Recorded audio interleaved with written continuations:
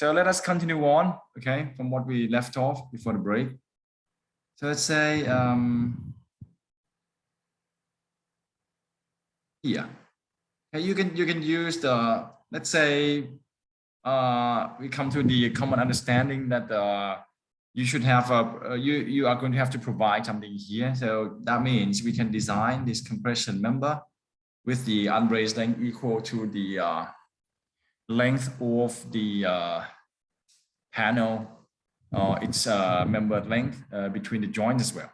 Okay, so now because we have a rather special case like this, you would see that look at the bottom chord, for example, the compression would govern the design of your member, right? Because the strength of your member, let's say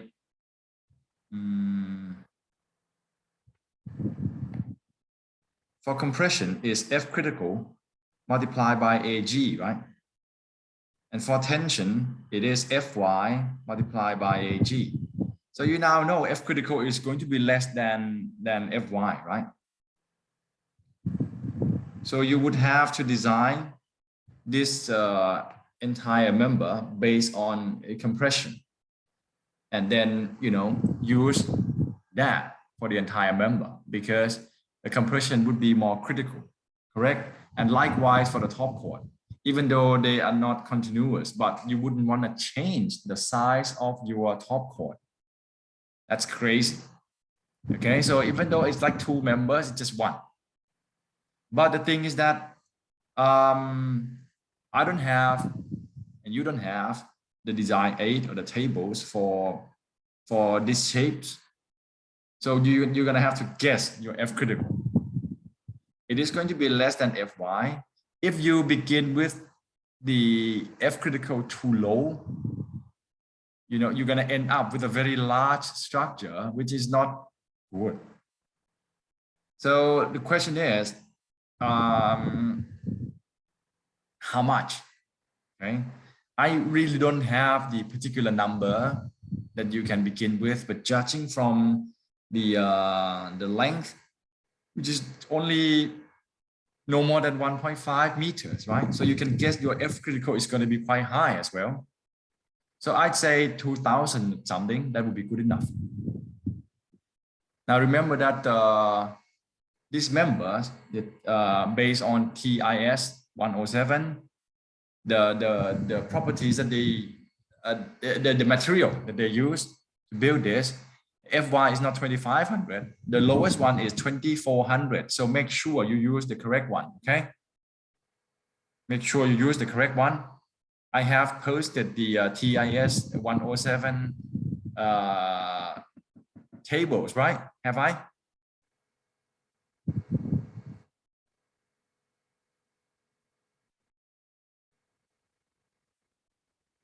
Well, nobody say anything. I believe I have. So please check the Fy before you use it, okay? And now what you need to do is just to perform the analysis to obtain the most critical force, and then design one for all for the top and bottom chord. Do you have any questions about this?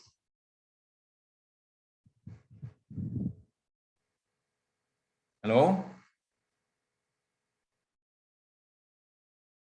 I don't think the tension force is going to be higher than compression. So that would become compression should become your most critical force. And then you design for this. I don't have any number. I guess that maybe F critical, you can say 2000 to begin with your section. Select the section and come back and recalculate this F critical. Okay. Don't blame me if this number is not practical, but I'd say it should be good enough. Okay. Now we move on to the vertical and diagonal webs.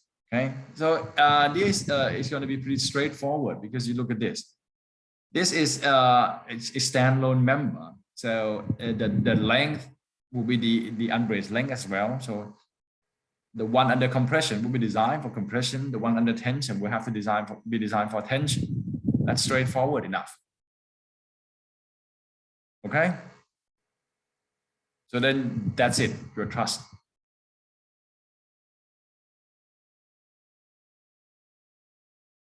Any question?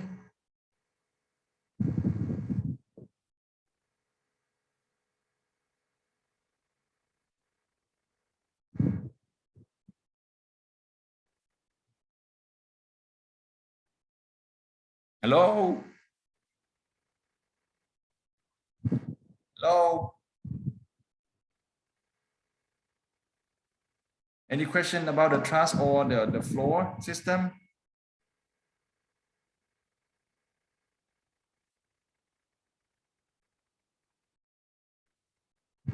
Any question, please? I have for the section.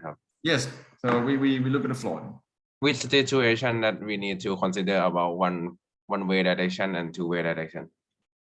Oh, okay. You mean two-way slab? Yes, two slab. Actually, this and I'm going to answer it, but before this, let me say that two-way slab is a cast in place concrete slab, right? Correct. So that should be the question asked in RC design, but I don't mind answering. So let's say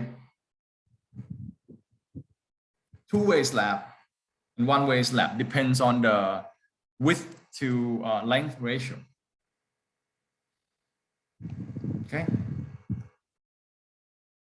Let's say if this is your slab and it's cast in place, as long as L is equal or greater than 2B, it's one-way slab. Okay. And it's cast in place concrete. Okay. Cast in place.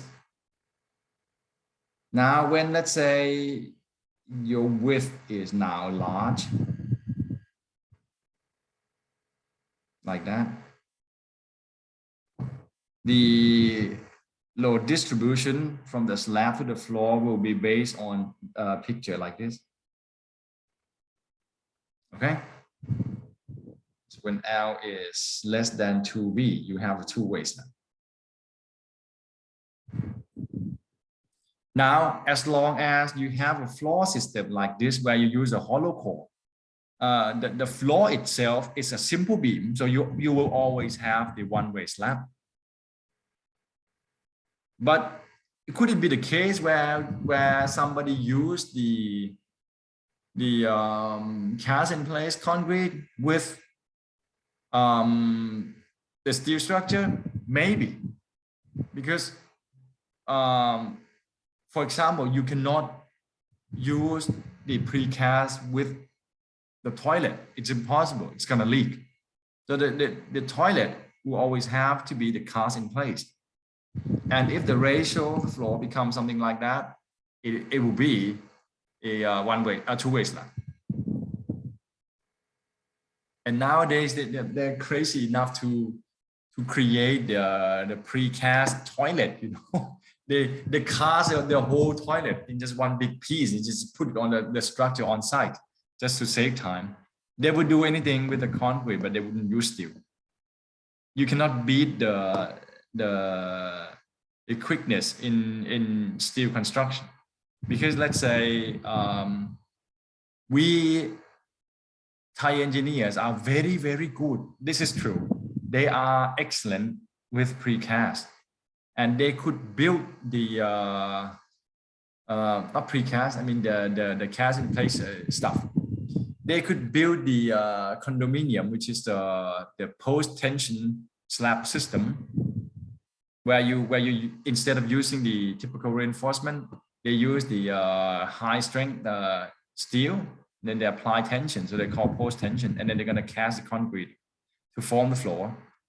The quickest they could do is just one floor. It would take 7 days. It's a typical rate for, say, high-rise building. But for typical steel building, 1 day you can build 3 floors. So you wouldn't, doesn't matter how quick you go with concrete, you cannot beat the steel because you have everything prefabricated. You just put everything on site and then put them together, just like Lego. But the point is, in Thailand, we don't have steel as raw material, so that they always have that cloud over the judgment. Okay, but in the future, who knows? Because let's say somebody, one day become a prime minister and they say, we're gonna go green. Concrete is not considered environmental friendly at all because it produces a lot of dust. So it would never be counted as green building if you want to use concrete. However, it does have its strong point where steel cannot replace it. For example, if you want to build some structure to prevent radioactivity, it has to be concrete. It has to be. You in some areas where in a hospital, for example, you're gonna have to build like a thick concrete wall around the radioactive area. That's the only way to prevent it. And so the say the safe bunker for the nuclear holocaust, it's always like 40-50 centimeter thick concrete wall, something like that. And one more advantage of the concrete over steel is that it doesn't vibrate if it's thick enough. Okay, so, and let's say, for example, if you build the railway, SkyTrain, and if you use steel and you don't do anything to prevent the sound, it's going to be very loud. But the concrete precast structure, like they use with the BTS and stuff, the trains run very quietly. That's another major advantage. Okay, so is there anything else?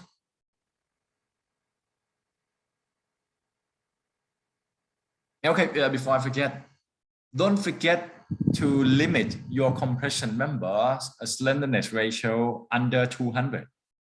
Okay, don't go too slim, and make sure that you use the correct length when you calculate the slenderness ratio. Okay.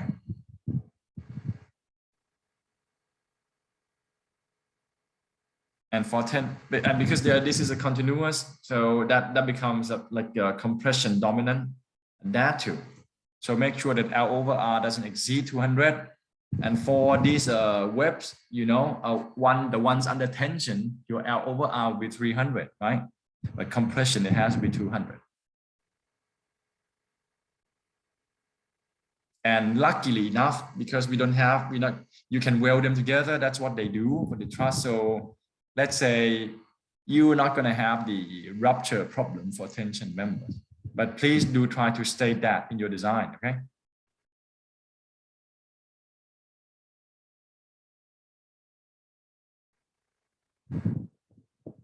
More questions, please.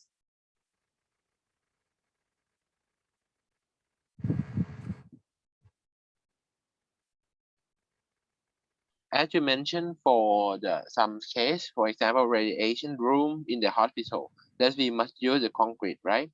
Yeah. Or alternatively, I would like to think that we can use other materials, for example, like steel and cover with the composite material, like natural material that can resist any radiation. Is this practical? Yeah, good thinking. I like that. But the thing is, if you're going to create the structure and then you are going to use the steel with the new material, you have to have the proof that they can work together. So you go to the lab and do the research. That's how it is. Okay. Right? Before you can put something to use in the real world, you must have evidence to support your theory, so to speak.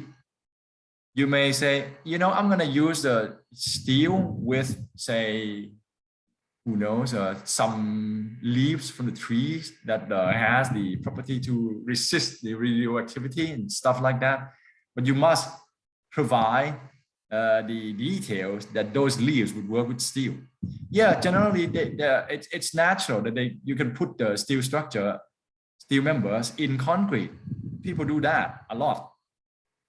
Because when you combine them together, you have one very strong structure, And Yeah, then, yeah. yeah, and say it's gonna help reduce the thickness as well, because if you use concrete alone, you know, you will be required a lot of thickness. But of course, you have the steel reinforcement inside. In some cases, they put the edge shape in the concrete as well. Many people use composite columns where, you know, the steel is inside like this.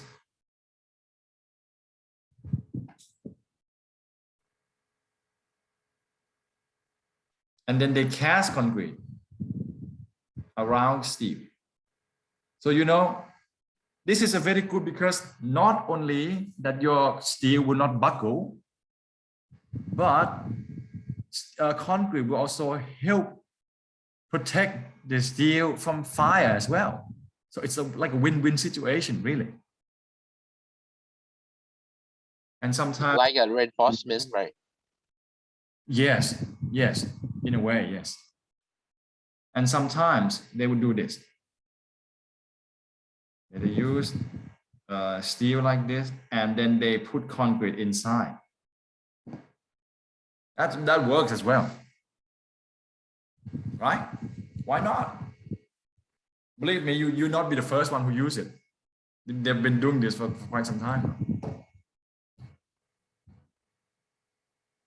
And say European countries, they use steel with some other crazy materials like plastic and stuff. Not concrete, steel with something else. Or sometimes not even steel. And they because they know, for example, that something in the middle is not for bending moment, right? So they would create something with some strong material on top and bottom. And, you know, in the middle, they put foam in it. They do that because some universities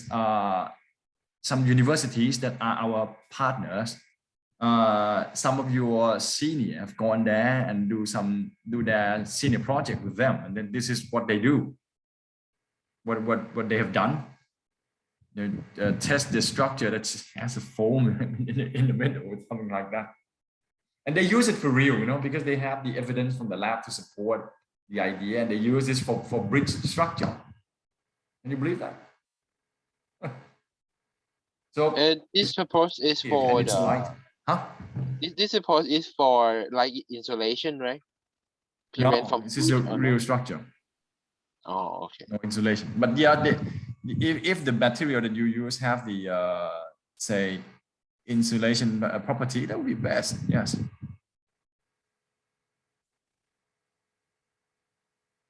Hey guys, I think you can keep the questions coming, but these are off topic. I'm happy to answer them, and I'm still here. But in case some of you who do not have any lingering doubts about the project, please feel free to go now, I suppose. And Akrapan, you can continue to ask questions. But if you want to stick around and hoping that you may have something useful for your project, please do. Okay. I think that's it for today. But you know, I'm still here, and you can still continue to ask questions. But let's say because it begins to go off topic, and maybe you run out of questions about the project. So, you know, for those who are not comfortable to stay, you can just go. Otherwise, you know, keep them coming, keep the questions coming. Excuse me. Yeah. I found that the spreadsheet for the hollow core has the recommended load for the finishing. Is it appropriate to use that recommended number, or it is better to find the finishing material and find out the load itself?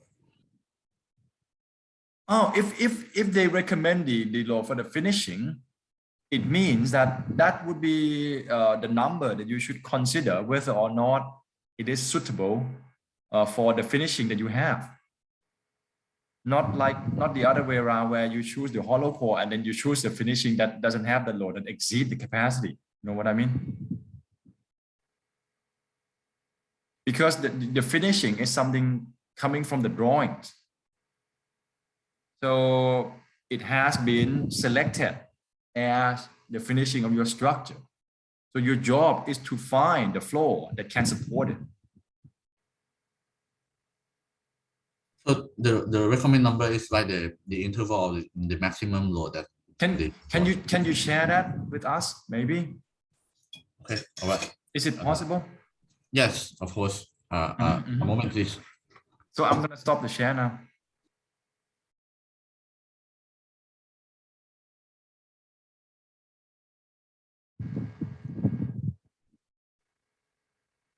I don't know if I have to select more options.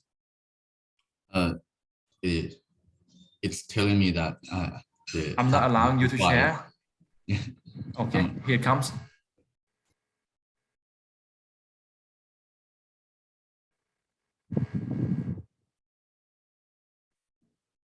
A moment, please. All right, don't worry about it. We are still here.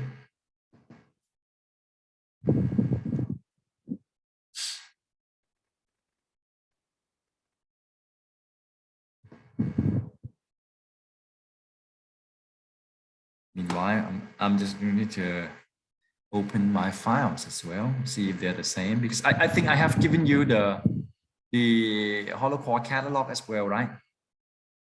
If so. Yes, but They're not the same. Yes, not the same one. Don't worry about it.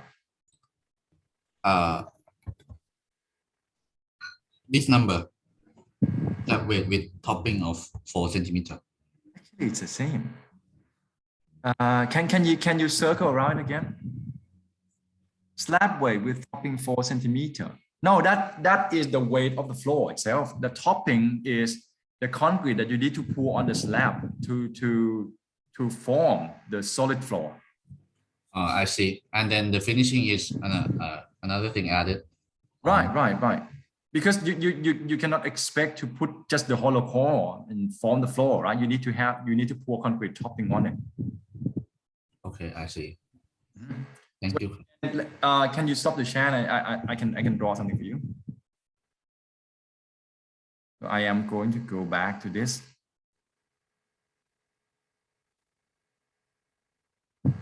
Oh, sorry. Okay. Take a few seconds.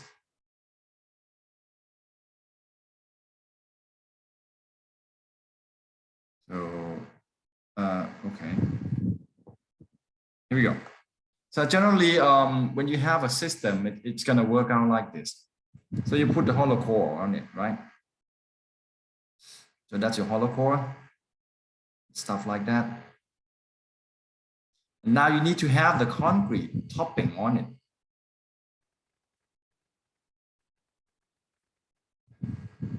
So that you have a solid floor. Think about if you don't have the concrete floor, they're just gonna become like a one huge diaphragm. So that will always be part of your load. So keep in mind that now the weight of your floor must include the concrete topping. Actually, it's concrete topping. Topping is not the finishing. Okay, that's it. I think you get it now. But I just want to draw this picture so that you see how it works. Is it possible to keep it like a plain concrete on the floor without any finishing? Because I'm found in a rural area for school. Yeah, right. Sure, you can do that if the architect wants it. But you still need to have topping, you know? Yeah. Topping is neat, but the finishing is not necessary for some cases, right? No, it's not. No, it's not. In order to reduce a cost. It's called deconstruction. It's another architectural style, you know? Please don't. Loft, right? Loft style. No, loft means high, right? So if you say something loft, it means that you see a lot of space above your head. That's what I believe. But they may incorporate with the deconstruction styles where you don't have ceilings, just to show the piping and the conduit system. It's deconstruction. You don't construct anything. You don't hide anything. You just show the system. They don't do that simply because now let's save some weight. Okay, we're not going to add ceilings and stuff. We can cut costs. They have concepts, and you must believe them. Yeah, and I mean for only floor, right? And it didn't have to use for any finishing as well, as I mentioned, right? No, but that depends on the drawings, the architectural drawings, right? But okay, and in this case, we feel free to design, right? So let's say, I would like to. Okay. Would you like to stay in your bedroom? That just shows concrete. Yeah, I see. Maybe like a coating or the like painting. At least put some tiles on them so that you feel like, hey, I want to sleep in this room. Like a room of civil engineers. Just kidding. Yeah, right. Very, very true. And you're not gonna have any bed, and you're just gonna sleep in the tent, right? Yeah, I thought something that we need to put some of the coating for some case in case of the toilet, right? If we didn't put any coating, it will be a water to leak down or and it is going to be very moist. Yeah. I think your toilet has to have some finishing because the moisture will kill you. Yeah, okay, I see. Fungi and everything all over the place. Depend on function of using as well, right? Yes. Okay, thank you. So you enjoy this, but please, this is perhaps just the only time you can enjoy it because you go out there in the real world. Everything belongs to architects. Yeah, right.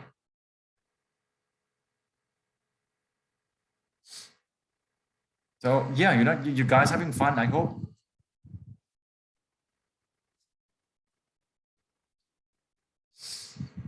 So more questions, maybe?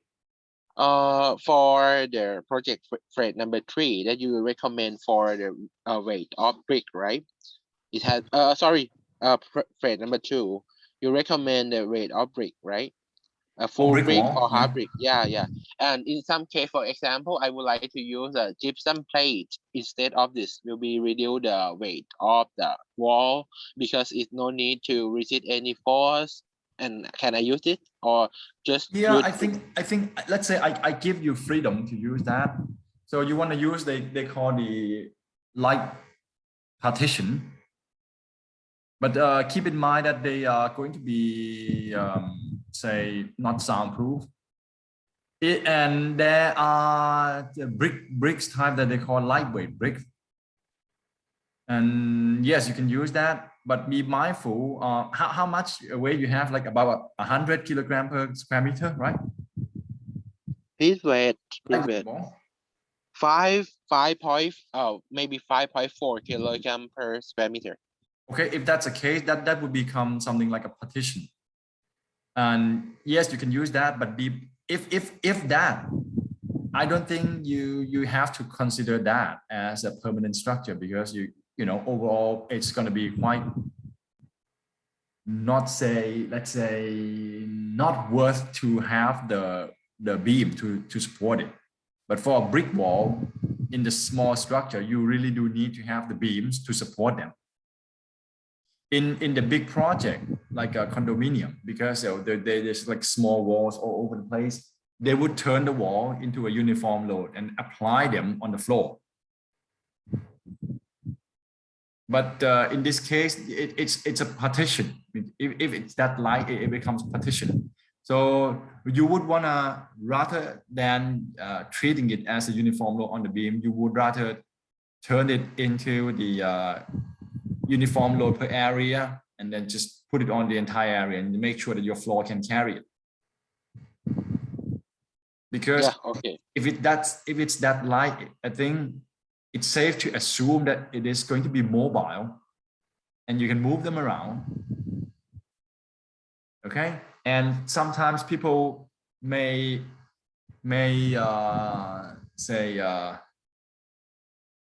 consider that as a live load as well. Now, another thing I want to say is that if it's that light, I don't think it's the wall that you can use for the exterior wall like these ones we have here. Okay, your buildings will have the exterior wall. And another thing, okay, let's not talk about that for now. It's not beam yet. Okay. Because the limitation of the gypsum plate is not water resistant. So I would just So it's use interior only the walls. internal. It's like a partition. Yeah. Okay, I see. May I ask, in the real Please. situation of working, who's going to be the one who choose the material for the partition, the architect or? The architects, yes. We are responsible to make everything safe. That's it. So it's sad but true that, you know, your work will hardly be appreciated because it takes engineers to appreciate engineers, you know.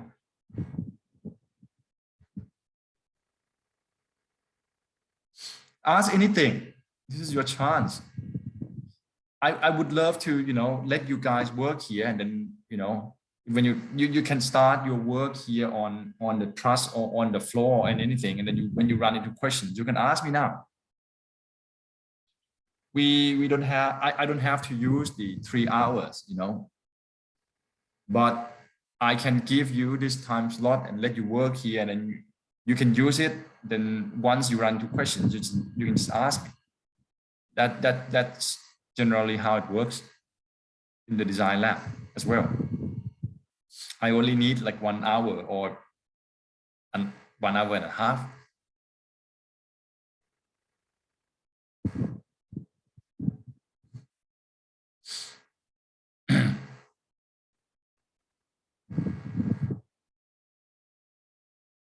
Okay, you guys are silent now.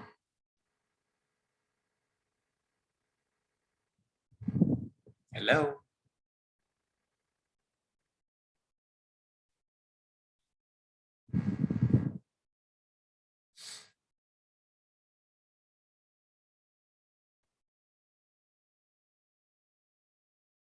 There any more questions?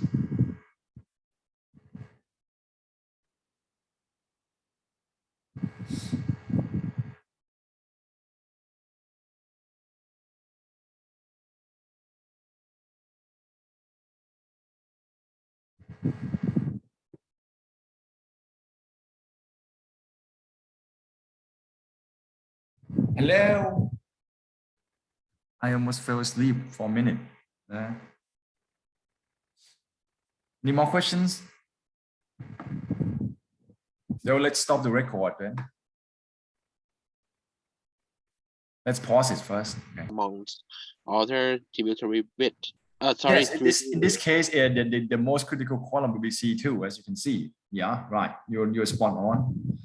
You know, because I say that we change the size of the column every 2 floors, and you have only 2 floors. So actually, it's just designing of one member. You just put the load of the second floor and the roof on it. And initially, I asked you to design these 2 columns, but I doubt that the difference between these 2 loads will be too much that you are required to use 2 sizes.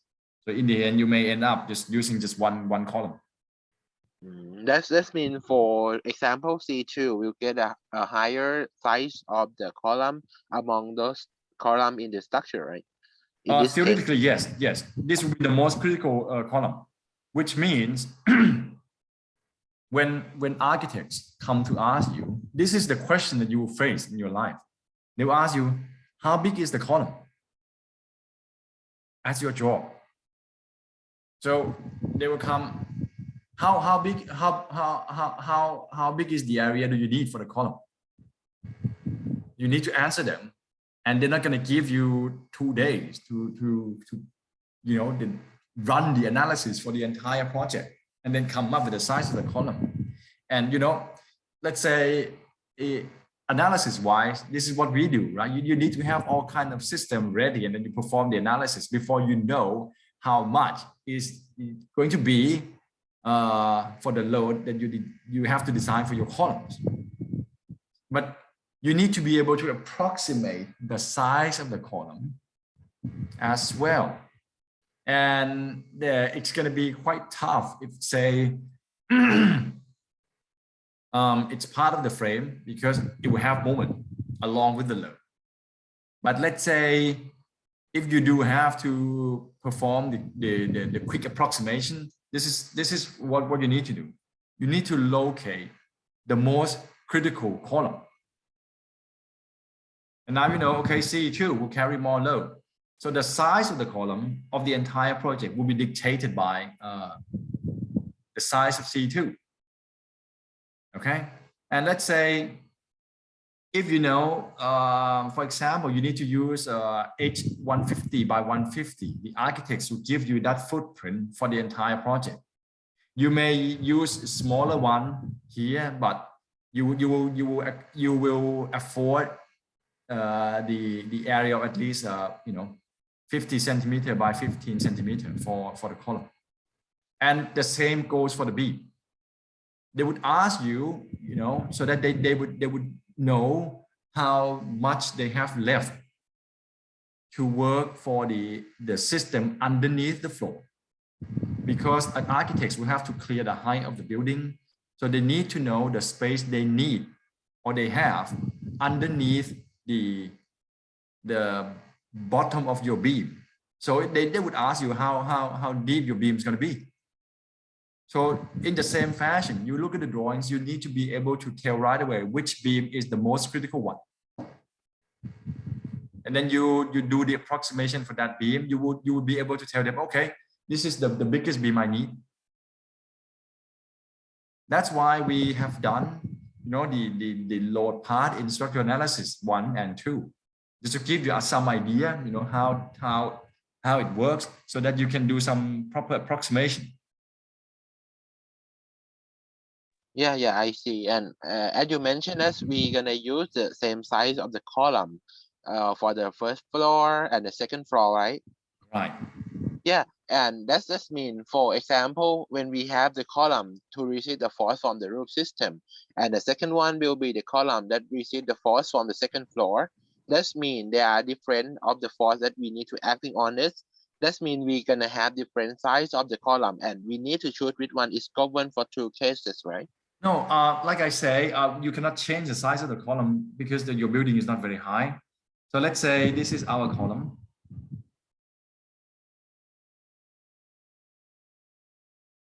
Okay. So that means this column will have to carry the load from the second floor and then from the roof, right? So this becomes the section that you design for it. Mm-hmm. That mean will be the continuous structural steel, right? Yeah. For the long one. You see the height, it's only 7 meters or something. So, yeah. One column go through up to the roof. Oh, okay. I see. Okay. And this is what we call the column load diagram. You see your column, then you have the load from the second floor, then the load from the roof. Oh, I see. Now you sum them up, and that is going to be the load. Say this is P1, that's P2.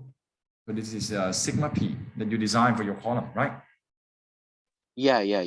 And the technique of the combination between the primary beam to the column will be discussed later on, right? Yes. Okay. Cover that, but I doubt if he can cover everything, because the connection can be taught in one class alone. Oh, okay. Yeah. But we have you have some typical details to work with. Yeah. Oh, okay. Yeah. Oh, in case of design the structure, that's mean the foundation it need. In this case, you will roughly talk about the foundation design a little bit. Well, you can carry this to your foundation class if you want. Okay, I would like to say that the foundation class is not will be in the curriculum, or either freedom or the select course. Yes. So it's actually the foundation is concrete, correct? Yes, of course. I believe they cover that in concrete design. The design this footing. But then if you want to design the piles, okay, you have two systems of foundation to select from. One is called shallow foundation, where you just design the footing and just let them sit on the soil if the soil is strong enough. So that's shallow foundation. Another one is deep foundation, where you have to use a pile to send the load down to the very deep, say, stratum of the soil, because the soil up top is not strong enough to hold the load. It doesn't have enough bearing strength, which is the case for Bangkok soil. So we use deep foundation. And the piles we design. So this is the design of piles. It's actually the job of the soil engineers. What you need as a structural engineer, just to know the capacity of the pile, they can tell you that. So you will know how much one pile can carry the load. So in turn, you know the load from the building. You will know how many piles you need for one footing. So as a structural engineer, you only need this. Soil engineers will calculate how much one pile can carry the load. So the pile must be properly designed before the structure was designed. Yes, indeed. So what happens in the real world is if you go to the site where you don't have any information, you will have to require what we call a soil test, right? Like in soil mechanics. So they're gonna bore a hole and then they just put the soil in there, and then they would analyze the soil profile. And after knowing the soil profile, they will be able to tell you how much bearing force the soil can carry. And if you need to use the deep foundation, they can give you recommendation how much one pile can carry the load. And you then will use that information after the soil test is done, you know, with the report and so. You look at one page and they recommend that I use if this pile is used, this is my load carrying capacity. Okay. Yeah, okay, thank you very much.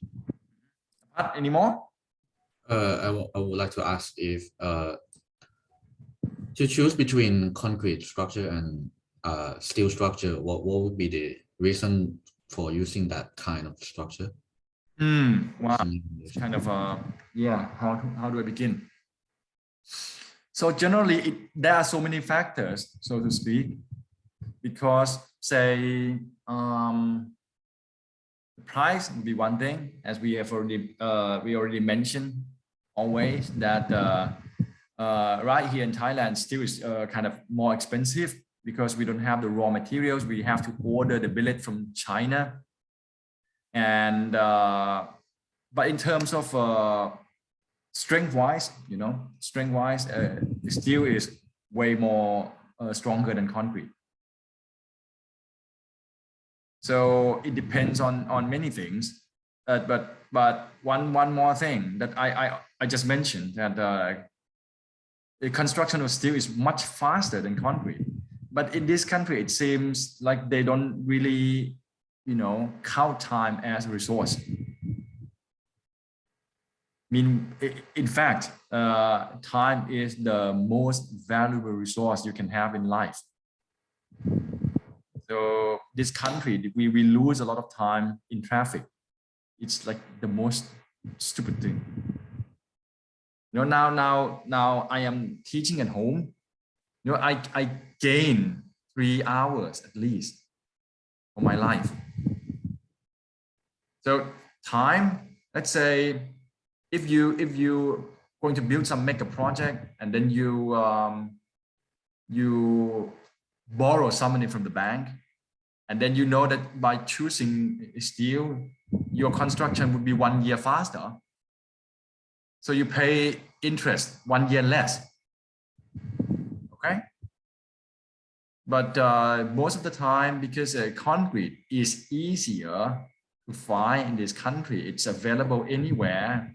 So that becomes a concern as well, that, okay, if you are going to build some structure, say in remote area, would you be able to find the steel over there? Would you be able to procure them? would you be able to find a contractor that is capable of, you know, say fabricating steel and erect them? So many things to consider. But let's say if you go for, you know, concrete, some local folks can do something with it. And the size of the building, for example, say if you want to build a house that looks slender and with a long span and clean, steel would be more attractive. And sometimes I think many beautiful projects in the world are there simply because of the good collaboration between architects and engineers. For example, Frank Gehry is a very well-known architect. He has a very strong supporting engineering cast, so he can do something crazy with steel. You know the buildings called the Guggenheim building, the museum in Spain, the crazy shape, that's steel. And some Disney museum in the US, so that's also Frank Gehry's work. It's kind of with the crazy shape and so on. So that has to be steel. And sometimes it's a preference as well. Yeah. Excuse me, which name, what name of the construction or structure that you mentioned? Museum in Spain. I would like to see the picture. Guggenheim. I used Again? to have a lot of pictures, you know, because I went there once for the educational conference, and then I lost that phone.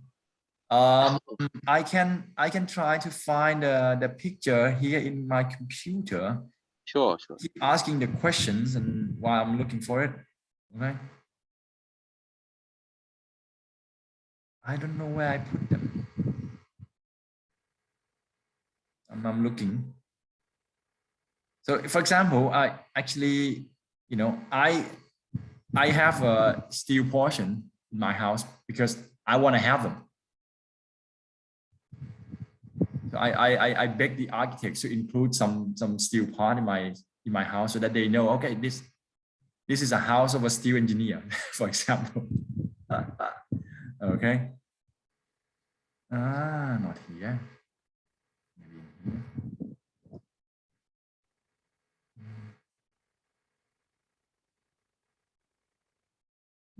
Not in here as well.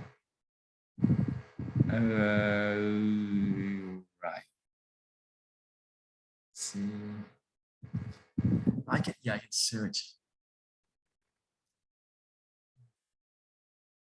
Hang on.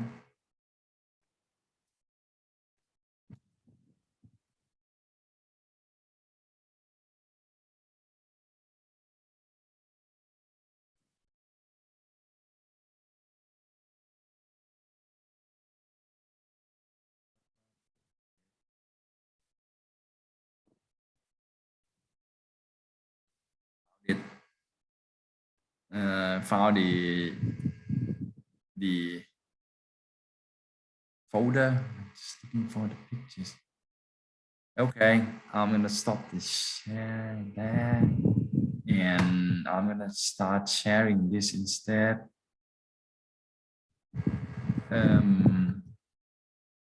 Oh, that's not it. That's not Guggenheim. But I thought I had it here. Hang on a minute. I have Gehry's work here, but not the Guggenheim. Sky Dome.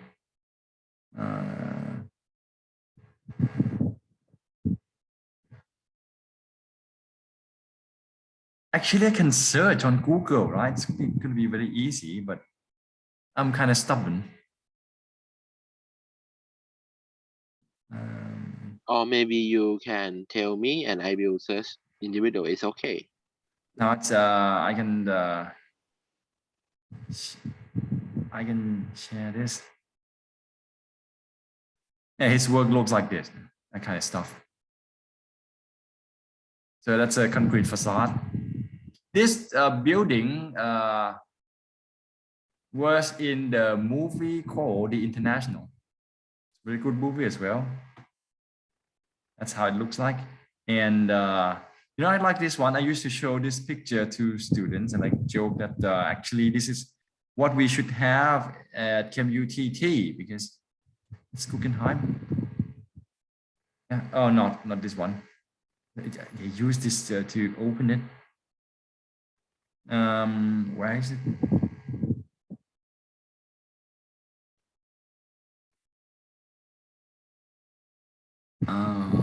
Well, I just saw it. Here. Oh, it's too small. Ah, stupid.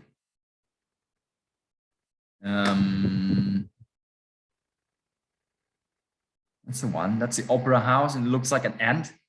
You know, we should have the building that looks like an ant in Mangmot, right? Something like that. That's in Valencia. It's really hard to design for the civil engineer. Yeah, well, we don't have to design it ourselves. Just ask somebody to design it. Okay.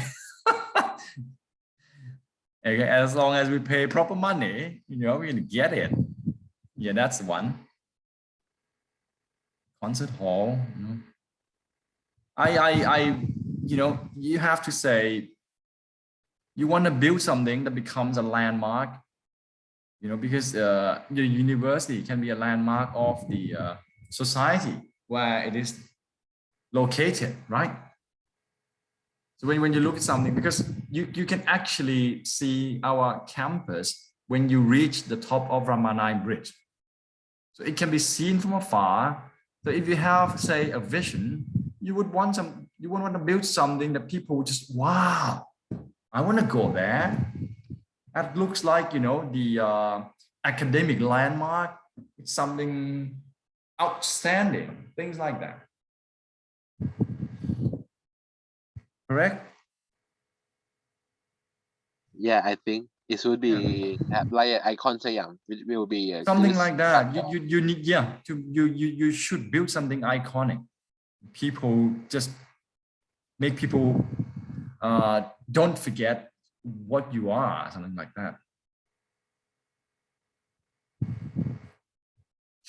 Okay, is there any more questions? Should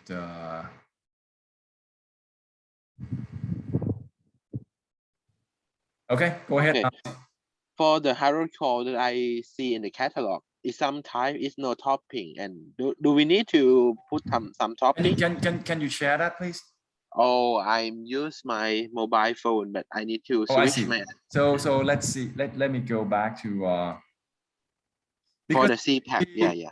Generally, they would give you the information about the hollow core with and without the topping, but to use that in your building system, you always need to have topping, I suppose.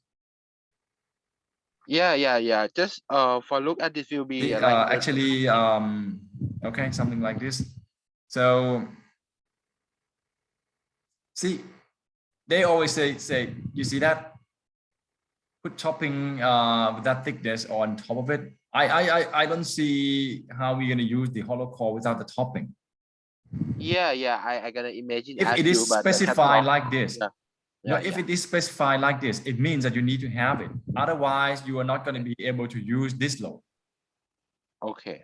Because that load is calculated based on the assumption that, you know, your hollow core works alongside the topping.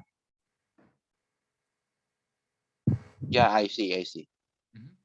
Maybe like 5 centimeters for the author type is typical value we're gonna use, right? Yeah, and sometimes you see different tables have different topping. Be careful. So you see, yeah, of course. Centimeter and then okay. Right. Another point is PCY for the 3 centimeters. See, yeah, for the steel that we're gonna use PCY, for example, this Y will be added on for the core, right? Or Oh, the what? Ys are these dots that you see there, Oh, okay, I got it. part of the Okay, system. sure. Okay, I see. That means the benefits of the hollow core is to reduce the weight of the concrete, which is not necessarily solid, right? You mean the hollow space, right? Yeah, hollow space. Of Yes. course. Because The solid sometimes concrete becomes very heavy. Yes. yeah, and I'm joined for the seminar one about structure, environmental structure. We're gonna use like a ball, a big ball that's made from the like a composite material or HDPE, high density polyethylene, and create the hole in the structure for the cast in paste concrete. To reduce the And weight. yeah, Are you gonna put the concrete in it? yeah, but it's not hierarchical at all, but it need to create a space, like a circular space or spherical space onto the floor with cast in place concrete, and they didn't remove after that. Yeah. And I think will be another technology that we're gonna use for the last project. Yeah. Okay, right. Because let's say you can gain the strength of your member from first your material, the use of your material, right? That reflects in the EI term. Yes. A second is the shape. It reflects in your moment of inertia, section modulus, and that kind of stuff. So if you use a strong material and then you can come up with the effective shape, you're going to have a very strong member, correct? Strong structure. Yeah. I see. That's the reason why we use the edge shape instead of a solid shape. I see. It's one factor. It's material and shape, right? Also, as you mentioned in this point, I would like to ask a little bit in your opinion. Do we need to design the advanced shape since they take a long time to investigate or improve, like evolution of the structural design, structural steel, and structural member? And in the future, what would you think about the innovations of the floor or other things in the aspect of engineering? I think it depends on where you want to go, really. For example, people in Europe, they really do say investigate a lot of materials that they can use to help preserve the environment. I see. So you're free to go, but let's say if you are where they don't really emphasize on this kind of thing, you will not have enough sponsor, and you need to do a lot of investment, right? Because when you come up with the new materials, of course you have to do the research to make sure that they work, and so on. So you can just think about if you want to use some material for your own house, you would want to make sure that it works before you put it to use for your house, right? Yeah, of course. Yeah, so yeah, it depends on where you go. Like the European people are really crazy because, for example, some countries they are beginning to impose the laws where you cannot use the combustion engine anymore. I think it will come into effect in Belgium in the next year or two, where every car in the country must be, the EV. Yeah. Stuff like that. So like technology. How would you have guessed, like maybe 10 years or 20 years ago, that one day they're gonna stop using the combustion engine, right? Of course. Yeah, I see. And for now, I have no question, and I would like to take this opportunity for other friends to ask your questions. Thank you very much. All right, cheers. So that's it. Well, why can't your friends speak for themselves, man? Anyway, let us pause the